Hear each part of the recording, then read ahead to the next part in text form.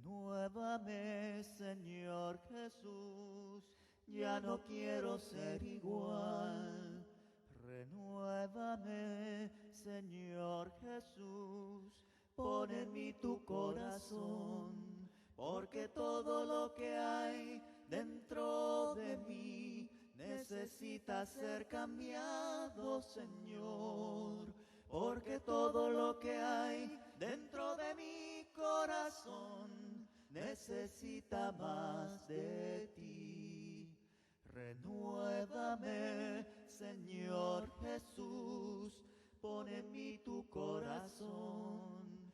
Renuévame, Señor Jesús, ya no quiero ser igual, porque todo lo que hay dentro de mí necesita ser cambiado, Señor, porque todo lo que hay dentro de mi corazón necesita más de ti, necesita más de ti, necesita más de ti. Vagaba yo en oscuridad hasta que vi a Jesús, mas por su amor y su verdad ya vivo en plena luz.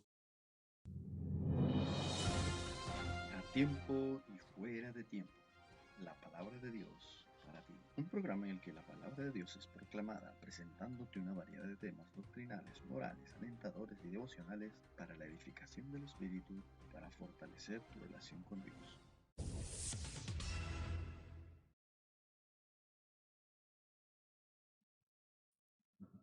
¿Cómo están, estimados amigos? Los saludamos en el nombre de Cristo. Esto es A Tiempo y Fuera de Tiempo. Bienvenidos a esta nueva edición de su programa matutino. Vamos a continuar con nuestra conversación sobre dar al César lo que es del César y a Dios lo que es de Dios. Estamos hablando sobre el cristiano y la política. Así que una vez más le damos a cada uno de ustedes una cordial bienvenida. Vamos a hacer una oración para empezar a desarrollar esta interesante clase, esta interesante reflexión, este interesante estudio sobre este tema que de alguna u otra manera pues ha despertado muchos debates, muchos interrogantes, muchas prácticas también que de alguna u otra manera han puesto en tela de juicio muchas veces muchos hábitos o muchas conductas de aquellos que dicen ser cristianos que dejan mucho que desear o se han cometido muchas extravagancias también, ¿no? Con una mala interpretación de estos pasajes. Así que vamos a hacer una oración, vamos a ponernos en las manos de Dios para entrar pues al desarrollo de esta lección y darle continuidad a esta conversación. Vamos a orar. Padre nuestro que estás en los cielos, te alabamos, oh Señor, te damos las gracias.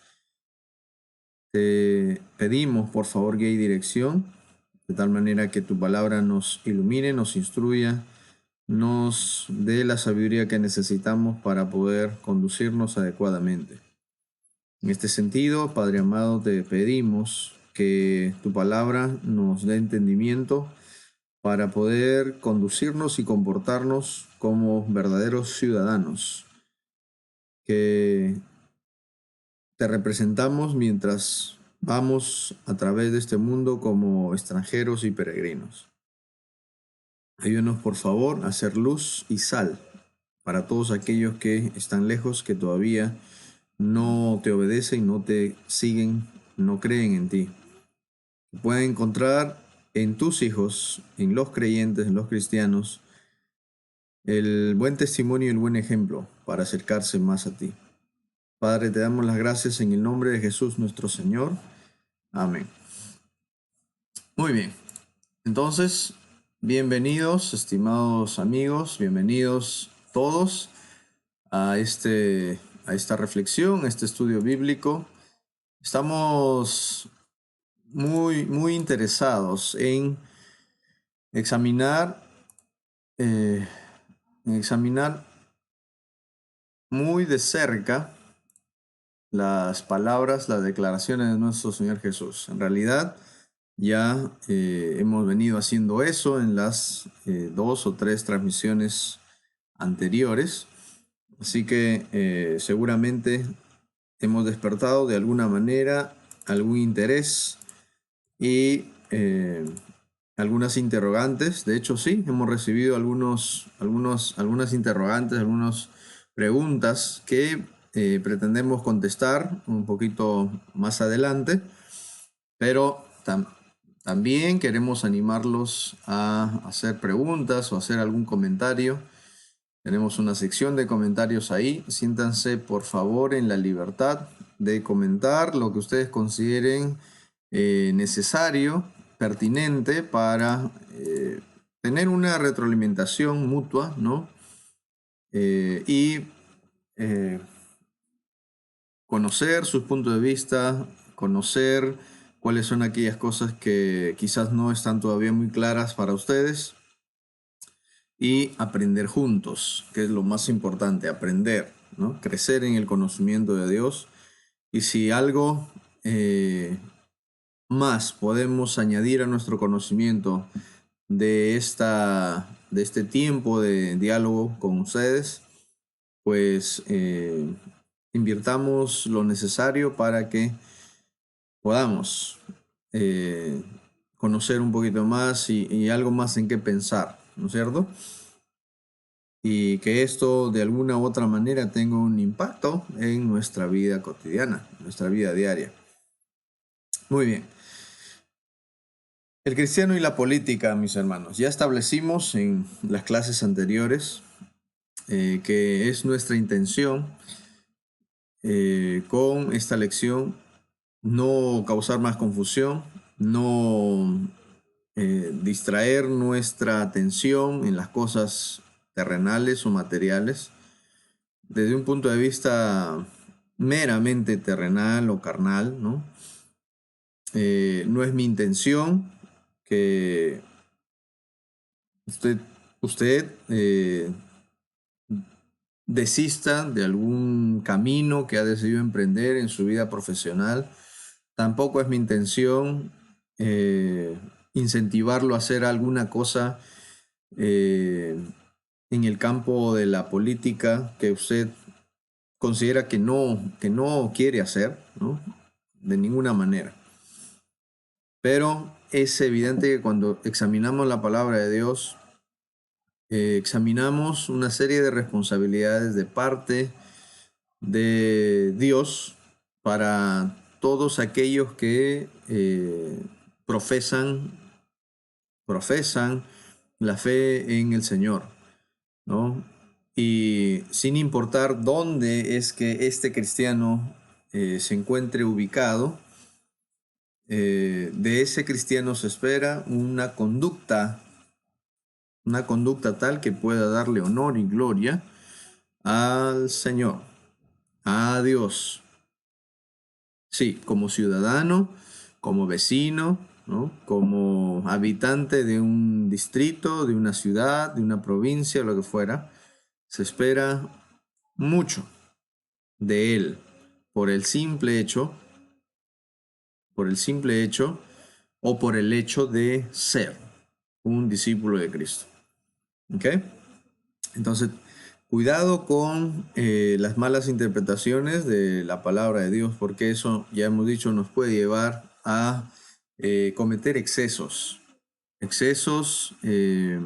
abusos, a hacer cosas que de ninguna manera al Señor le agradan.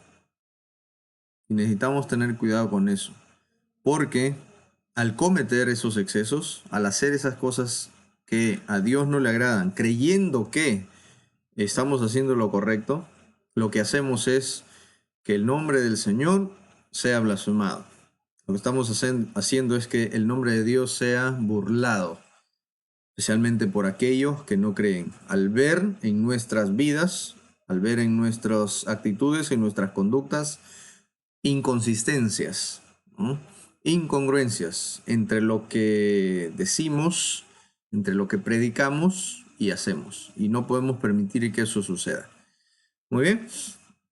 Entonces vamos a cambiar nuestra pantalla y vamos a continuar. Empezamos nuestra conversación examinando estos pasajes. Lucas 20, 19 al 26, Mateo 21, 45 al 46, Marcos 12, 12 al 17, ¿no?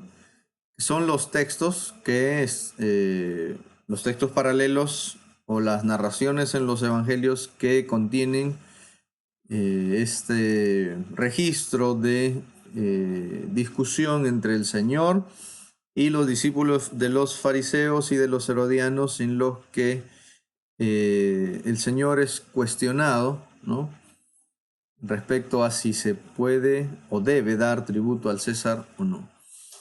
Bien, hemos estado hablando ampliamente del texto en sí, y en nuestra última lección desarrollamos la respuesta a la pregunta: ¿cuál es el significado de la expresión dada al César lo que es del César y a Dios lo que es de Dios? Y vamos entonces a cubrir nuestra segunda y tercera pregunta, ya que formulamos al principio de esta conversación, de este estudio. La segunda pregunta es: ¿estaba siendo Jesús indiferente o rebelde en relación al poder político y militar del imperio con esta declaración: dada al César lo que es del César y a Dios lo que es de Dios? ¿Estaba siendo Jesús indiferente o rebelde en relación al poder político y militar del imperio con esta declaración? Esta pregunta es el resultado de algunas impresiones, de algunas prácticas, de algunas respuestas que algunas personas le han dado al texto, ¿okay?, que estamos examinando, ¿okay?, al texto en el que el Señor responde: denle al César lo que es del César, Lucas 20, 25, ¿ya? Y la respuesta automática, la respuesta inmediata es que no, el Señor Jesús no está siendo indiferente ni rebelde al poder político y militar del imperio con esta declaración. ¿Y por qué decimos esto? Vamos a desarrollar eso. El Señor Jesús tuvo muchas oportunidades para ser indiferente o para rebelarse al poder político y militar del imperio y poder iniciar un movimiento político que seguramente hubiera sido popular entre sus compatriotas. Tenía todos los requisitos, todas las características como para empezar este movimiento político, este partido político, esta nueva secta, si así ustedes lo quieren llamar, entre los judíos, con la intención de mostrar una postura frente a la opresora Roma, junto con sus ejércitos y todos sus órdenes políticos, ¿ya? Si ese hubiera sido su propósito, al venir a este mundo, por supuesto que lo hubiera hecho, ¿ya? Ese movimiento político que él hubiera podido iniciar seguramente hubiera sido popular y exitoso entre sus compatriotas, pero ese no era su objetivo, ese no era su plan, ¿ya? Para iniciar nuestra primera lectura y ir en una hilación de pensamiento, Juan 3, 16 y 17 nos dice: porque de tal manera amó Dios al mundo que ha dado a su Hijo unigénito, para que todo aquel que en él cree no se pierda, mas tenga vida eterna. Porque no envió Dios a su Hijo al mundo para condenar al mundo, sino para que el mundo sea salvo por él. Entonces la pregunta es: ¿cuál fue el propósito o por qué vino el Señor Jesucristo a esta tierra, a este mundo? En Gálatas 4:4 es un texto que lo tenemos frecuentemente en la mente y el corazón. el cual dice que cuando llegó el cumplimiento del tiempo, Dios envió a su Hijo nacido de mujer y nacido bajo la ley. Llegó el cumplimiento del tiempo. Eso significa que según los planes y propósitos de Dios, según el calendario de Dios dentro de todo su plan redentor, estaba determinado que su Hijo viniera a este mundo. Juan 3, 16 y 17 nos dice que ha venido el Hijo de Dios a este mundo debido al gran amor de Dios por todos nosotros, por toda la humanidad. Desde el momento en que llegó hasta el día de hoy, hasta que el Señor vuelva por segunda vez, el amor de Dios sigue mostrándose amplia y generosamente por toda la humanidad a través de su Hijo Jesucristo, ¿no? Con la intención de que todos aquellos que en Él creyeran no se perdieran, sino que tuvieran vida eterna. Pues Dios envió a su Hijo al mundo no para condenar al mundo, sino para salvar al mundo por medio de Él. ¿Ya? Entonces eso es muy importante. Es tan importante, es fundamental, porque de esto o con esto vamos a poder comprender por qué es que el Señor no podía ser un líder político, por qué no podía ser un líder militar, por qué no podía Él venir a establecer un reino siguiendo la lógica, siguiendo los planes, siguiendo la mecánica que siguen o que seguían todos los líderes políticos de este mundo en ese entonces, ¿no es cierto? Su propósito, su objetivo para venir a este mundo tenía que ver con cosas espirituales, ¿ya? Hebreos 2:14 dice: así que por cuanto los hijos participaron de carne y sangre, él también participó de lo mismo, para destruir por medio de la muerte al que tenía el imperio de la muerte, esto es, el diablo.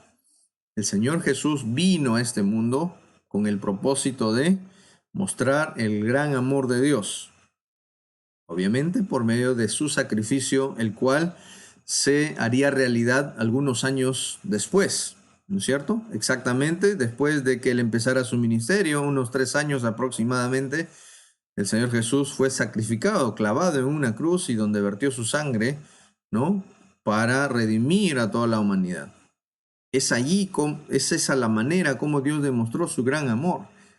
Y el escritor de los Hebreos dice que vino y tuvo que sufrir eso, experimentar la muerte, para poder destruir por medio de la muerte al que tenía el imperio de la muerte, esto es al diablo. ¿Ok? Entonces, para acabar con toda esa obra tan perversa, ¿no?, que Satanás inició en el Edén, ¿no?, cuando de alguna u otra manera fue responsable de promover el pecado en esa bella creación que Dios había hecho. Primera de Juan 3:8 dice: el que practica el pecado del diablo, porque el diablo peca del principio y para esto apareció el Hijo de Dios, para deshacer las obras del diablo. Entonces tenemos Juan 3:16 y 17. Dios envía a su Hijo por amor al mundo para salvar al mundo, no para condenarlo. Hebreos 2:14, para que por medio de su muerte pudiera destruir aquel que tenía el imperio de la muerte, es decir, al diablo. Y según 1 Juan 3:8, para deshacer las obras del diablo. Claramente podemos observar aquí en estos breves pasajes un propósito determinado que evidentemente tiene que ver con lo que es espiritual, con cosas espirituales.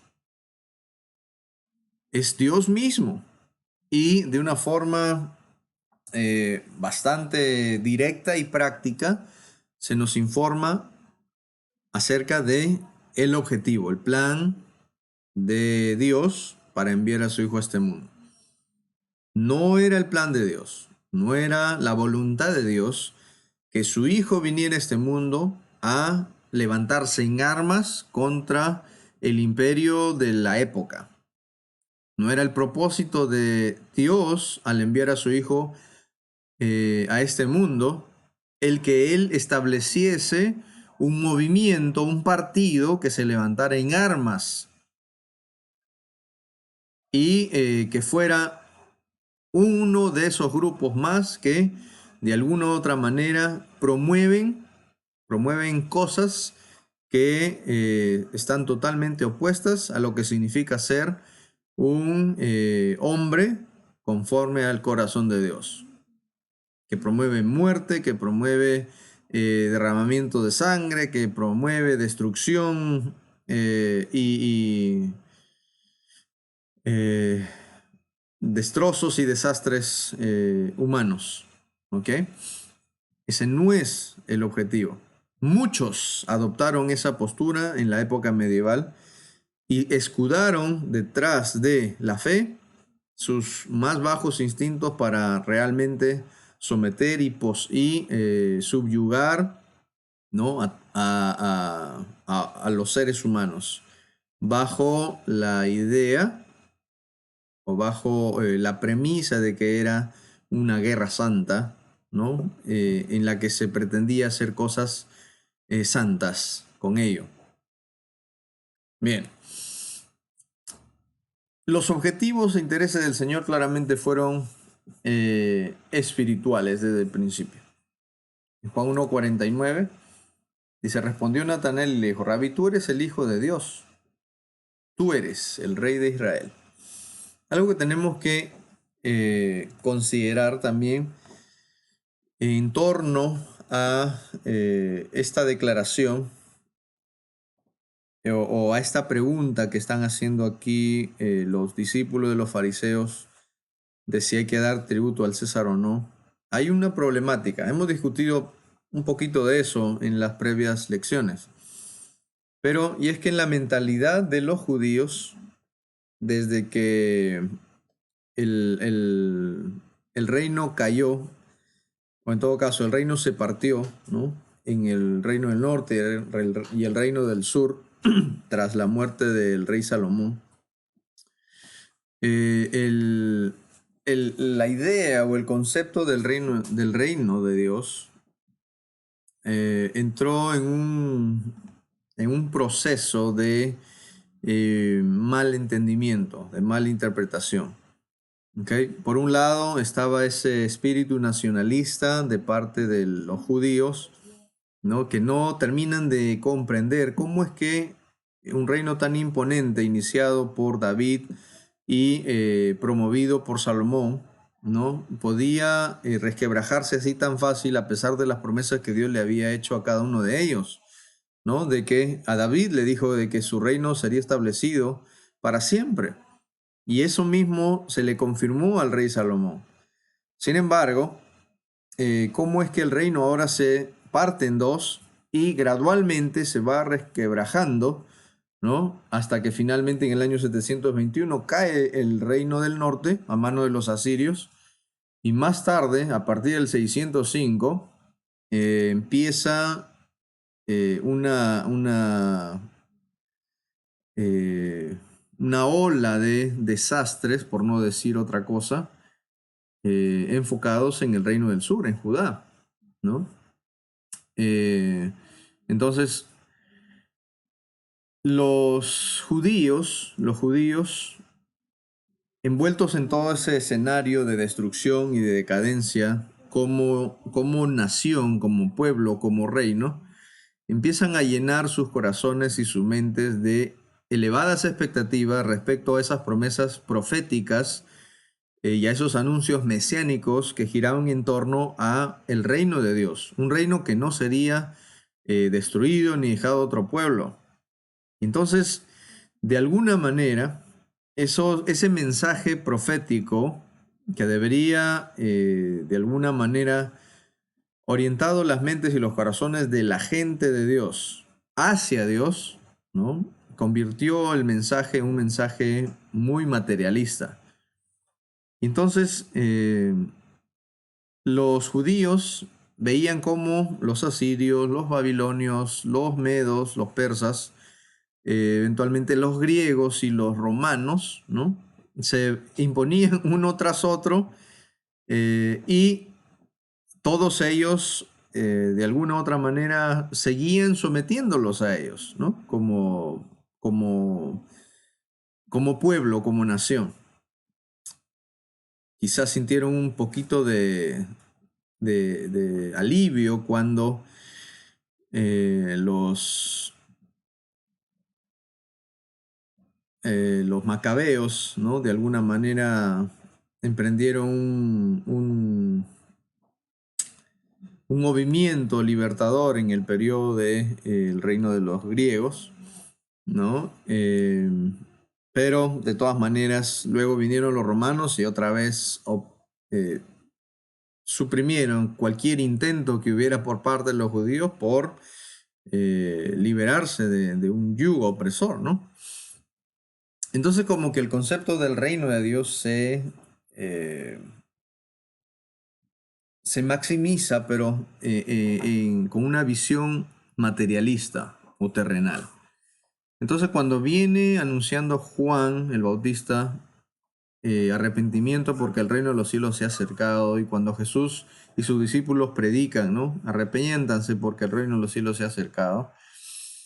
Ese mensaje los llena de mucha emoción, de mucha expectativa, pero es un mensaje que ellos lo escuchan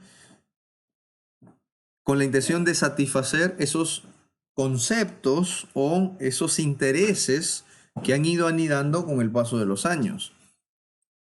Suponiendo, a pesar de que se diera un mensaje contrario, suponiendo de que este reino que está siendo anunciado por Juan y que está siendo proclamado por Jesús y sus discípulos, es ese reino terrenal y físico que tuvieron alguna vez bajo el liderazgo de David o de Salomón.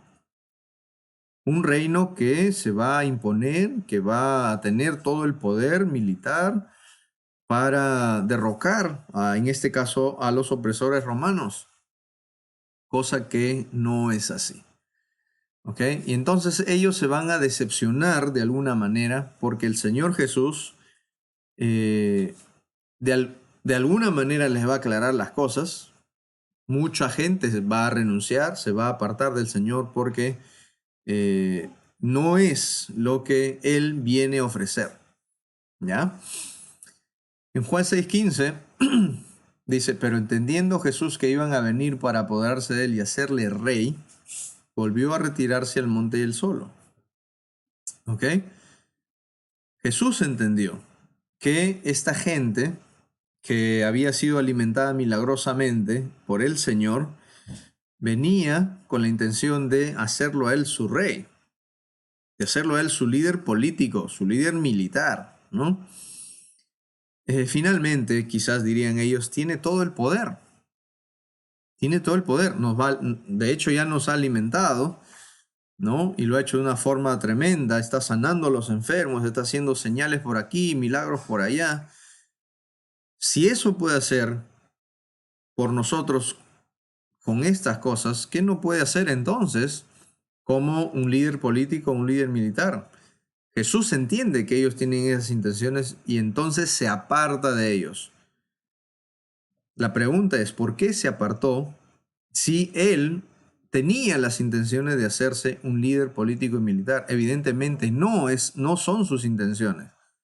Si así hubiera sido, entonces hubiera aprovechado esta oportunidad que ya tiene una gran multitud de gente, de personas, para convertirse, ¿no?, en sus comandantes, sus soldados, ¿no?, sus primeras manos en esta campaña libertadora. Pero esa no es la intención del Señor. Por el contrario, como les dije, el Señor Jesús les va a exhortar, les va a explicar, les va a enseñar otras lecciones en torno a cuál es el pan que deberían de buscar. No el pan que se corroe, se destruye, se acaba, sino el pan que ha descendido del cielo, ¿no? Aquel de quien si comieren no volverían a tener más hambre, Y él decía, yo soy ese pan, ¿no? Entonces, como consecuencia de eso, la gente que lo escuchaba decía, esta palabra es muy difícil de entender. Y en el verso 66, desde entonces, muchos de sus discípulos volvieron atrás y ya no andaban con él. Entonces Jesús le dice en el verso 67 a los 12, ¿quieren irse también ustedes? Le respondió Simón Pedro, Señor, ¿a quién iremos? Tú tienes palabra de vida eterna, y nosotros hemos creído y conocemos que tú eres el Cristo, el Hijo del Dios viviente. Nosotros, aunque ellos se vayan, y de hecho ya los están viendo en el horizonte a toda esa multitud, ¿no? Pedro dice, nosotros nos vamos a quedar contigo. ¿Por qué se fueron estas personas? Se fueron porque esas expectativas tan altas que tenían sobre Jesús como un líder, un pseudo líder político y militar, han quedado por los suelos. Jesús ha decepcionado esas expectativas que tenían ellos, de ser para ellos ese líder político y militar y libertador que tanto han estado buscando y anhelando, malentendiendo, malinterpretando todos aquellos anuncios relacionados al reino de los cielos. ¿Ok? Entonces, desde el principio ya observamos cómo Jesús no tiene ninguna intención de rebelarse contra el poder político del momento o ser indiferente a todas las responsabilidades que implicaban estar bajo la autoridad del Imperio Romano o bajo la autoridad del emperador o de las autoridades que éste haya designado para gobernar estos territorios. Su propósito siempre fue ser el amo, rey y señor, pero no de un territorio delimitado por fronteras en un respectivo lugar geográfico, sino de los corazones y mentes de la gente, no de este mundo físico. El Señor hizo dos declaraciones importantes en relación a este tema. Uno está en Juan 18, 33 al 38. ¿Ok? Leamos. Entonces Pilato volvió a entrar en el pretorio y llamó a Jesús y le dijo, ¿eres tú el rey de los judíos? Jesús le respondió, ¿dices tú esto por ti mismo o te lo han dicho otros de mí? Pilato le respondió, ¿soy yo acaso judío? Tu nación y los principales sacerdotes te han entregado a mí. ¿Qué has hecho? Respondió Jesús, mi reino no es de este mundo. Si mi reino fuera de este mundo, mis servidores pelearían para que yo no fuera entregado a los judíos. Pero mi reino no es de aquí. Le dijo entonces Pilato, luego, ¿eres tú rey? Respondió Jesús, tú dices que yo soy rey. Yo para esto he nacido y para esto he venido al mundo, para dar testimonio de la verdad. Todo aquel que es de la verdad, oye mi voz. ¿Eres rey? ¿Eres o no eres rey? Dime pues de una vez, ¿no?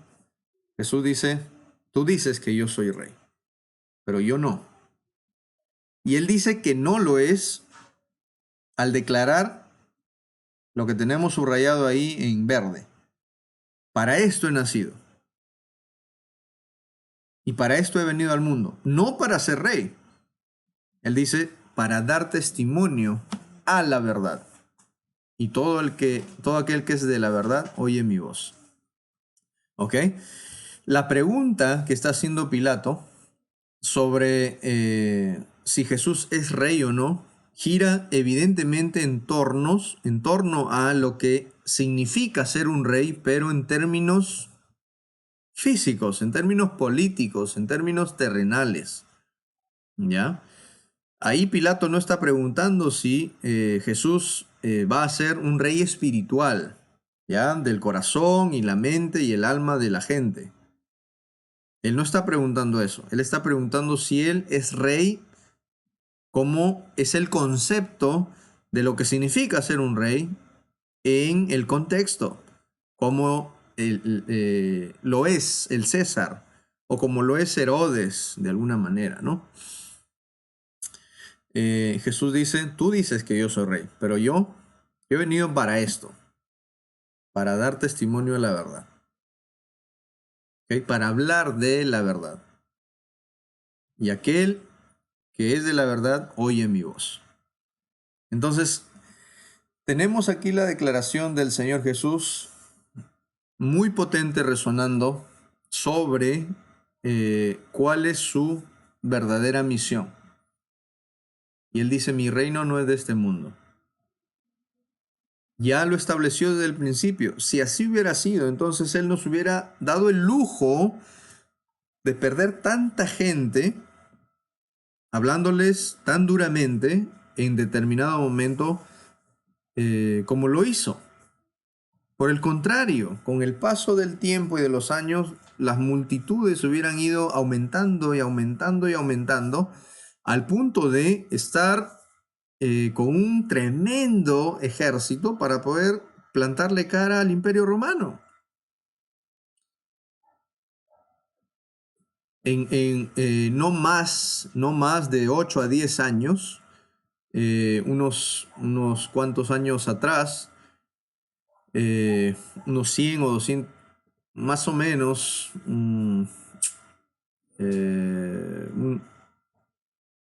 unos quizás 80 años atrás, 70, 80 años atrás, los gladiadores empezaron un movimiento contra el Imperio Romano, ¿no? En el que todos aquellos que estaban esclavizados por Roma, de alguna u otra manera fueron siendo liberados por estos gladiadores y empezaron una revuelta contra el imperio. Y en poco tiempo, ¿no? Lograron hacerse de un tremendo ejército que por poco destruye a Roma, ¿no? Liderado por Espartaco. Pero lamentablemente, debido a algunas malas estrategias, finalmente Roma se impuso. ¿Qué no hubiera podido haber logrado Jesús con todo ese poder que tenía frente al Imperio Romano si esa hubiera sido su intención, si esos hubieran sido sus planes? Es para considerar. Entonces Jesús dice, mi reino no es de este mundo. Si así fuera, mis servidores pelearían para que yo no fuera entregado a los judíos. Pero ese no es el plan, esa no es mi misión, ese no es mi objetivo. ¿Ok? Entonces, evidentemente él está descartando aquí que tiene por propósito levantarse en armas contra el imperio. Bien. Y la segunda declaración la hizo después de haber resucitado.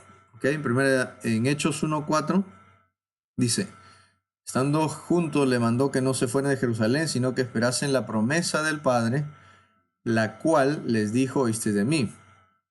¿Ok? Quédense en Jerusalén. Y luego en el verso 6 al 9 dice, entonces los que se habían reunido le preguntaron diciendo, Señor, ¿restaurarás el reino de Israel en este tiempo? Él les dijo, no os toca a vosotros saber los tiempos o las sazones que el Padre puso en su sola potestad, pero recibiréis poder cuando haya venido sobre vosotros el Espíritu Santo y me seréis testigos en Jerusalén, en toda Judea, en Samaria y hasta lo último de la tierra. Y hacen la pregunta si él iba a restaurar el reino a Israel en este tiempo. ¿Ok? Ya ha resucitado, ha probado que realmente tiene el poder incluso para estar en control de la misma muerte. Wow, con él sí que vamos a tener un reino pero tremendo. Si morimos, él nos levanta y seguimos adelante con la batalla. Hay un mal entendimiento todavía incluso en sus discípulos. Y Jesús de alguna manera sigue con esta línea de pensamiento y le dice, no les interesa saber los detalles sobre esto, los tiempos, los momentos en que Dios ha determinado en su sola potestad, pero recibiréis poder cuando haya venido sobre vosotros el Espíritu Santo. Lo que está diciendo es, no les concierne a ustedes preguntar al respecto, o no les concierne a ustedes saber si es el tiempo o no es el tiempo, pero van a recibir poder cuando venga el Espíritu Santo. Así que unos 10 días más tarde, aproximadamente, en Hechos capítulo 2, viene el Espíritu Santo. Y la pregunta es, ¿vino el reino de Dios con poder? Ese reino del cual le estaban preguntando al Señor Jesús aunque con un conocimiento todavía un tanto superficial, vino, sí, vino ese reino. Ese reino es la iglesia, ¿ya? Incluso Jesús les dijo a ellos que habrían algunos que no morirían sin antes haber visto venir el reino de Dios con poder en Marcos 9:1.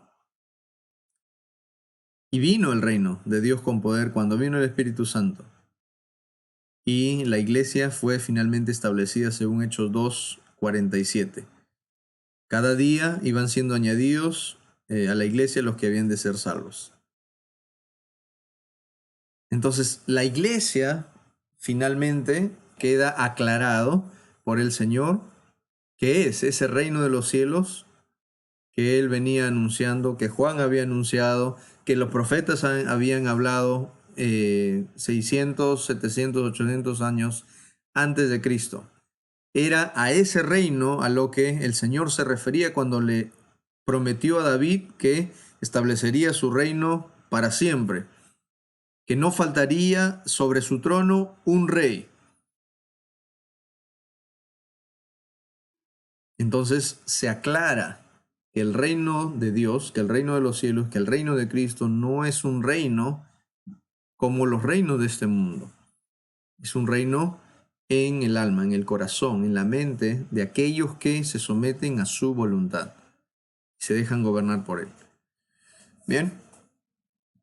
Entonces, respondemos, ¿estaba siendo Jesús indiferente o rebelde en relación al poder político y militar del imperio con su declaración de dar a César lo que es del César y a Dios lo que es de Dios? No. Como algunos interpretan, no. Jesús tenía una actitud muy respetuosa y muy sumisa al poder, a la autoridad del momento, Roma, ¿no? Y a sus gobernantes. Y simplemente dejó que los planes de Dios continuaran para que su misión fuera completada, ¿no? Pero Roma continuó después de su muerte, de su sepultura y resurrección y ascensión. Roma continuó siendo el imperio. Incluso cobró todavía mucho más poder.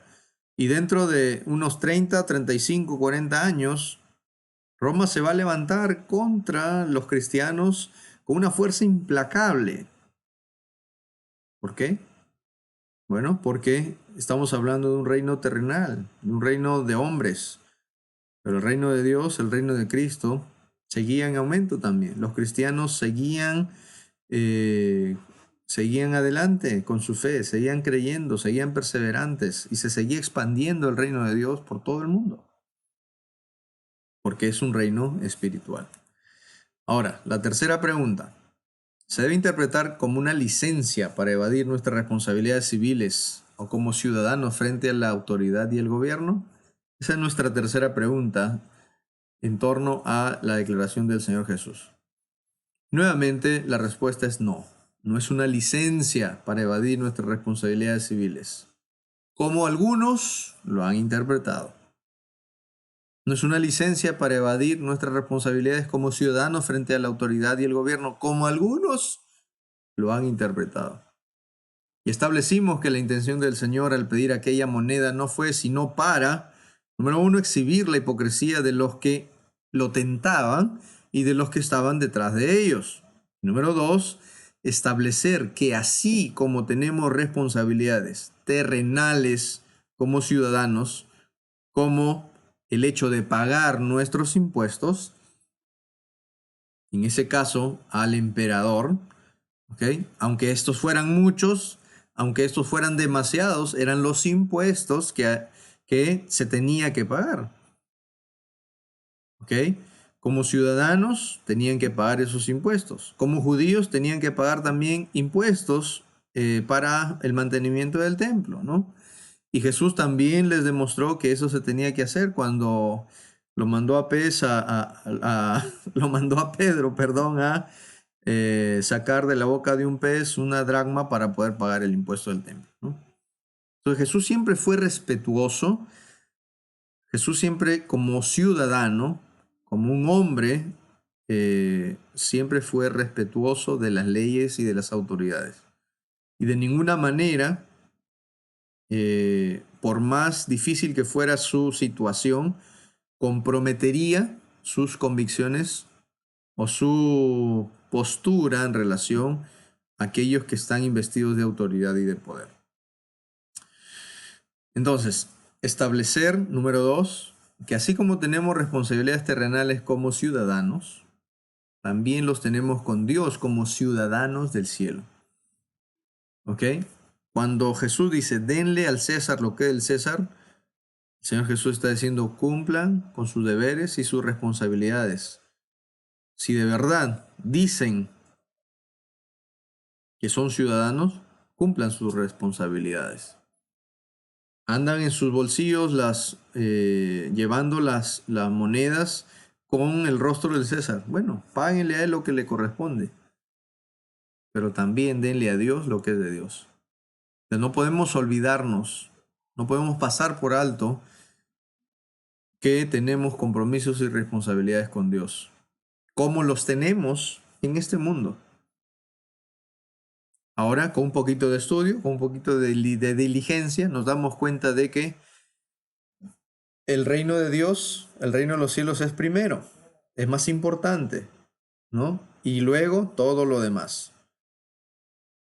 Ya haciendo un análisis mucho más cristiano del asunto. Dios es primero siempre. Dios nos enseña que tenemos que someternos y respetar y pagar nuestros tributos y tener una actitud hacia las autoridades. Bien, así que antes de siquiera insinuar que Jesús pretendiera estimular a la gente a la exacerbación, el terrorismo, la sedición o la anarquía, lo que implícitamente hace el Señor es enseñarnos a ser buenos ciudadanos, respetuosos, decentes, siempre dispuestos a hacer el bien. ¿Ya? Una oportunidad el Señor Jesús dijo, pero vosotros los que oís os digo, amad a vuestros enemigos, haced bien a los que os aborrecen, bendecid a los que os maldicen y orad por los que os calumnian. Y Mateo 5:44 incluye, orad por los que os ultrajan y os persiguen. Así que, aunque las circunstancias sean muy difíciles para los creyentes, para los cristianos, para los discípulos del Señor, frente a aquellos que no creen, ya sea el gobierno, ya sean religiosos, ya sean algún tipo de oposición cristiana,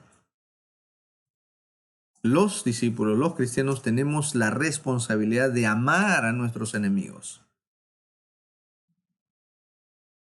De amar a nuestros enemigos. En el contexto, esas palabras del Señor Jesús fueron bastante fuertes, porque entre los enemigos para un judío estaban los romanos en primera instancia, ¿no? Quienes los oprimían con sus impuestos tremendos, fuertes. Estaban los samaritanos, quienes para ellos eran unos traidores, ¿no? Por haber mezclado su sangre. Estaban los gentiles, ¿okay? Los gentiles quienes tenían sus prácticas, sus hábitos paganos, ¿okay?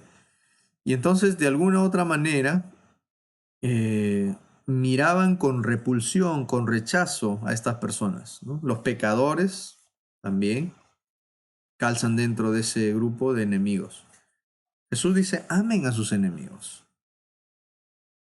Y Jesús obviamente no va a decirle a la gente que haga algo que él mismo no ha demostrado con su propio ejemplo que se hace, que es posible hacer.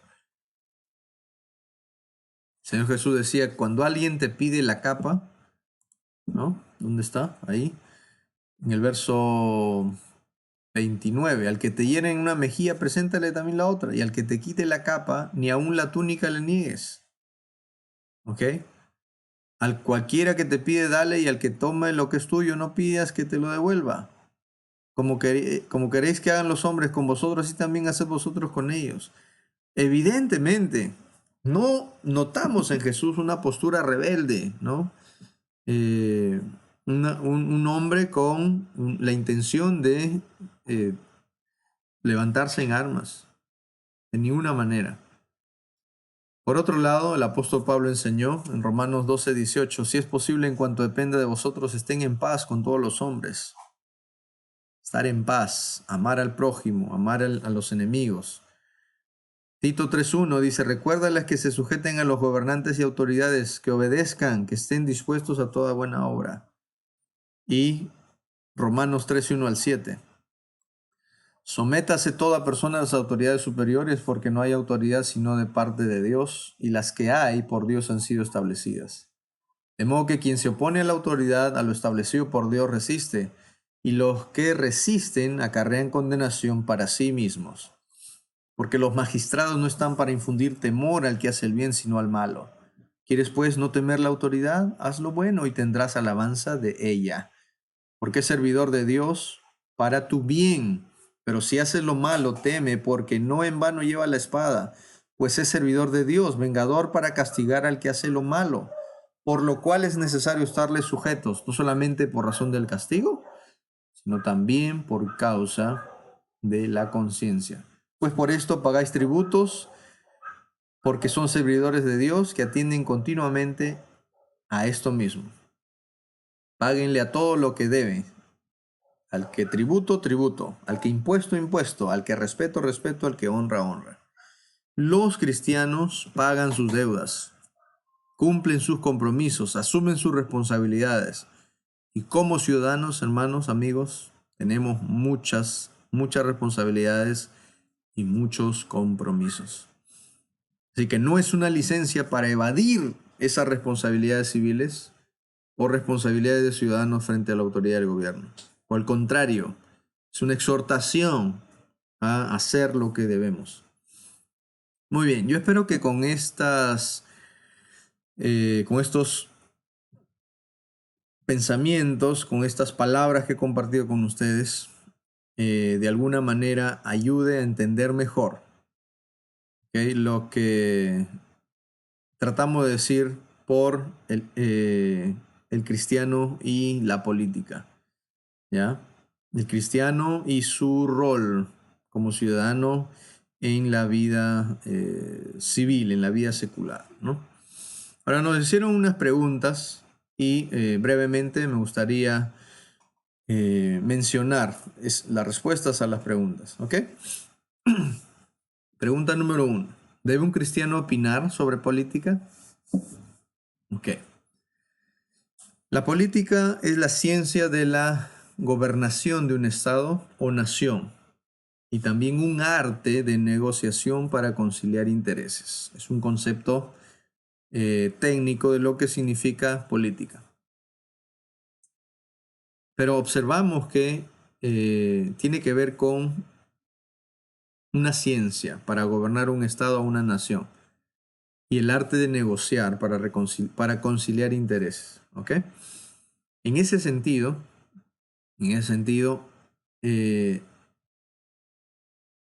todas estas normas, todos estos arreglos que sirven para gobernar un estado y para conciliar los intereses para el bien de la comunidad, de una sociedad, de una nación,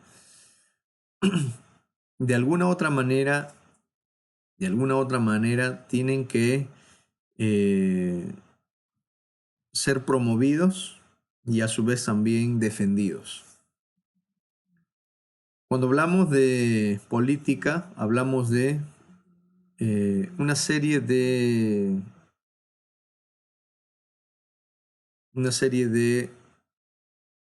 entidades, que tienen por propósito funcionar para el beneficio de una sociedad. Si hablamos, por ejemplo, de un ministerio de educación, hablamos de un ministerio de trabajo, hablamos de un ministerio de vivienda, hablamos de un ministerio del ambiente, ¿no?, etcétera, etcétera, el ministerio de la mujer, el adolescente, ¿no?, y el niño. Hablamos de toda una serie de arreglos que tienen por propósito servir como una fuente de ayuda para que una persona se pueda desarrollar socialmente de una forma plena. Entonces, Cuando se trata de hablar al respecto, hablar de todos estos asuntos que giran en torno a la política, por supuesto que un cristiano puede opinar al respecto. ¿Ok? Es la respuesta corta.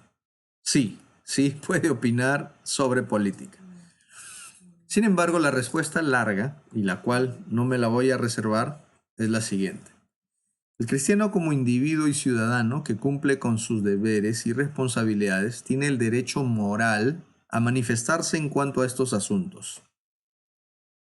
Aunque, y óigase bien, debe asegurarse que sus emociones no lo controlen al punto de apasionarse descontroladamente hasta el pecado. Especialmente cuando lo que cuestiona o lo que es razón de su opinión tiene que ver con cosas que enojan, decepcionan, indignan, etcétera, etcétera, etcétera. Convirtiéndolos eventualmente en jueces. ¿Ok? Los cristianos no somos jueces. No estamos para juzgar si un ministro, si una autoridad, si tal o cual persona hizo o no hizo, o por qué lo hizo. En todo caso, no lo hacemos, ¿ok? Mirando todos esos defectos o errores sin mirar antes los nuestros, ¿ok? Entonces es importante que consideremos. No estoy diciendo que no debemos ser críticos en el buen sentido de la palabra y levantar la voz y pronunciarse cuando se vulneran los derechos tanto ajenos como propios, o cuando no se están haciendo las cosas de una manera adecuada. Pero nuestra indignación y apasionamiento no deben imponerse a nuestra razón, a nuestro juicio y a nuestra identidad como hijos de Dios, que predican el amor, la paz, la misericordia, el perdón, etc. Son estos valores los que son estas actitudes las que van a predominar cuando se trate de levantar nuestras opiniones o hacer juicios. Pero no es la ira, no es el rencor, no es el odio, no es la decepción lo que nos controlará cuando tengamos que opinar sobre alguno de estos asuntos. ¿Ok? Número 2. ¿Puede un cristiano postular a la presidencia u ocupar algún cargo público? En lo personal, no le veo ningún problema a esto. Pero es importante considerar que sea lo que sea que hagamos, lo hagamos sin olvidar quiénes somos. ¿Ok? Así que una persona que se proclama cristiana puede desarrollarse profesionalmente como un abogado, como un médico, como un psicólogo, como un maestro, como un economista, etc. Y escalar profesionalmente a niveles muy altos en sus respectivos campos de experiencia. Y estar facultado a ocupar cargos públicos por sus capacidades académicas y profesionales. Y desde allí servir y ayudar, según su posición y cargo, lo que se requiera, ¿no? Y quienes lo requieran. El problema está en que muchos quieren ocupar un cargo público sin la preparación necesaria, sin los valores adecuados, y solo para beneficiarse personalmente. Si hay un cristiano que se ha desarrollado a tal nivel que se requiera sus servicios, que se lo llame, que se lo convoque para ocupar una oficina pública o incluso un lugar muy alto de autoridad, incluyendo el ser presidente, que lo haga, pero necesita mantener firme su identidad como un hijo de Dios. No para sus propios beneficios personales y egoístas. Tiene que ser consciente también de que cuando entre a esos estratos, a esos niveles, va a tener que lidiar con personas que quizás no tienen sus mismos principios. Y se va a requerir mucha madurez espiritual, mucha seriedad mucha integridad para mantenerse firme en sus convicciones y hacer lo que le toca como un servidor público y nada más que eso. El cristiano no piensa ni actúa como actúan la gente que no tiene estos valores que de parte de Dios se tienen, ¿no es cierto? Bien, entonces eso es para considerar. Y número 3, ¿deben los cristianos votar? Considerando que estamos en un contexto de elecciones, se hace esta pregunta, si deben los cristianos ir a votar. Y la respuesta corta es sí. Y es que la decisión de elegir a un gobernante es un privilegio y una bendición en un país en el que hay democracia. Es decir, que la elección de la persona que va a gobernar un país está en las manos del pueblo. Por lo tanto, es este quien con sus determinados valores, intereses y necesidades finalmente es quien decide quién será la persona que lo represente como su máxima autoridad. Los cristianos pueden y deben, como corresponde a sus derechos y deberes como ciudadanos, los cristianos deben elegir de entre esos candidatos a la persona que mejor se ajuste a sus convicciones morales, a sus principios éticos, a su trasfondo religioso, a sus planes de gobierno, etc. Con la convicción de que su voto sea para ayudar en la elección de una persona que sirva y ayude a su país y a sus compatriotas de la mejor manera posible. Yo no te voy a decir por quién tienes que votar, pero considera todo lo que está detrás de, ¿no?, la elección de una persona que va a dirigir un país. Considera su trasfondo político, considera su preparación, considera su sabiduría, su experiencia, y entonces toma una decisión. Seguramente habrán muchos cuestionamientos, seguramente habrán muchas dudas, muchos temores sobre un candidato y otro, pero finalmente, estamos en una democracia en la que todavía la gente puede elegir por quién. Así que lo único que te puedo decir es elige bien, elige sabiamente de lo que hay. ¿Ok? Pero hablando seriamente, ¿no?, ¿qué bien haría una persona honorable, una persona íntegra, una persona con fuertes principios cristianos, ¿no?, en una postulación, en una candidatura a la presidencia? Y qué bien haría, obviamente, si este finalmente es elegido, ¿no? La pregunta es si se le permitirá obtener, ¿no?, la victoria. Pero hermanos, todo está en el control del Señor. Y mientras más nos aseguramos de hacer la voluntad de Dios, mientras más nos aseguramos de buscar el reino de Dios y su justicia primero y ponerlo a Él por delante, lo demás viene por añadidura. Aun cuando la persona que se elija en estas próximas elecciones no sea la más idónea, la más correcta, la más ideal, la más esperada, todavía en esos escenarios todavía podemos seguir comportándonos, seguir demostrando nuestra fe, seguir haciendo lo mejor que podemos para servir al Señor y a nuestra comunidad y a nuestra gente, a nuestro pueblo. He disfrutado compartiendo este estudio con todos ustedes. Dije que iba a ser una serie corta, así que yo espero que ustedes, tanto como yo, lo puedan aprovechar. Conmigo va a ser hasta una próxima transmisión. Nos vemos la próxima semana. Si hay preguntas, si hay comentarios, por favor, háganos saber. Estamos a la expectativa. Esto ha sido Tiempo y Fuera de Tiempo. Que el Señor los bendiga.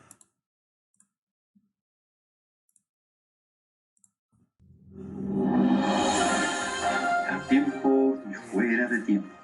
La palabra de Dios para ti. Un programa en el que la palabra de Dios es proclamada, presentándote una variedad de temas doctrinales, morales, alentadores y devocionales para la edificación del espíritu y para fortalecer tu relación con Dios. Habla como hablamos.